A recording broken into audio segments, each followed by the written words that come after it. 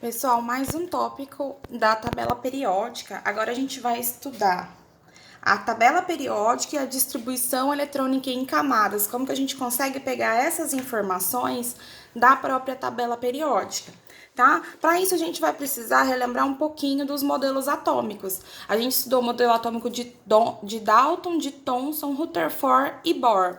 O modelo atômico que a gente tem atualmente é um aprimoramento do modelo atômico de Bohr. Então, no núcleo, nós temos os prótons mais os nêutrons, e ao redor desse núcleo, nós temos camadas. São camadas que têm uma energia própria, uma energia fixa, e que elas são denominadas camadas K, L, M, N, O, P e Q. Eu tenho 7 camadas, tá? O que é importante da gente saber agora?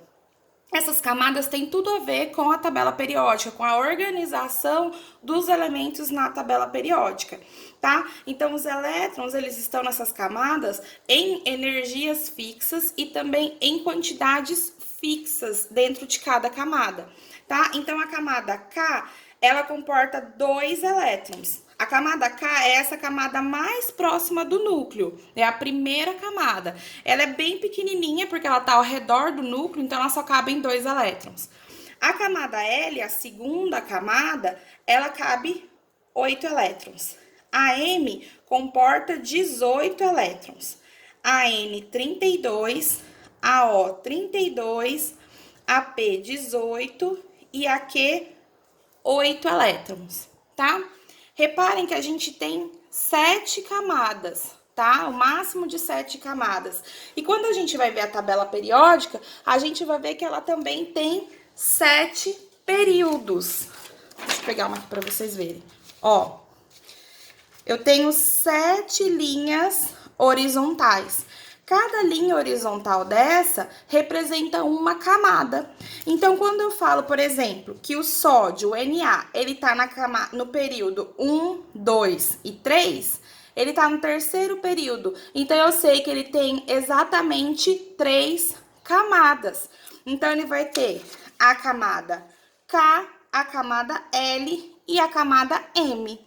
Tá? E como que eu vou provar isso? Ó, eu olho aqui em cima, o número atômico dele é quanto? 11. Eu vou distribuir esses 11 elétrons nas minhas camadas, tá? Z igual a 11. Então, vamos lá. Minha primeira camada, camada K, cabem 2 elétrons. 11 menos 2, 9. Eu ainda tenho 9 elétrons para colocar. Só que a minha camada L só cabe 8. Vou colocar os 8 elétrons aqui. 2 mais 8, 10. Para chegar em 11, então foi dando quantos elétrons? 1 elétron. E ele vai estar na minha terceira camada. Ai, professora, mas a M não é 18? Sim, é o máximo 18. A última camada, ela geralmente não vai estar completa. Vai estar completa somente nesses elementos aqui, que é o que a gente chama de gases nobres, tá? Vamos fazer um outro exemplo.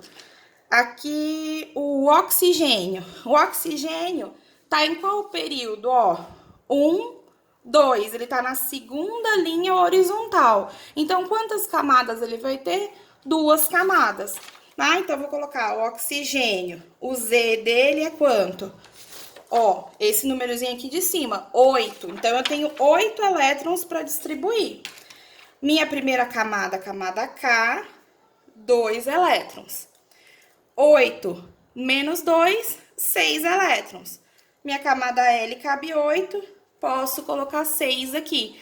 Reparem que só na última camada que eu não completo, tá? As outras, elas têm que estar completas, tá? Eu tenho que preencher primeiro essa para depois passar para a próxima camada.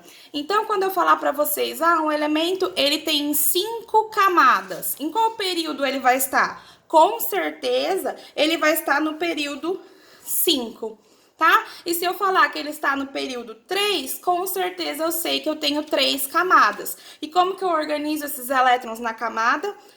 Olho para essa tabelinha aqui e vou colocando os elétrons, enchendo essas gavetinhas com os elétrons.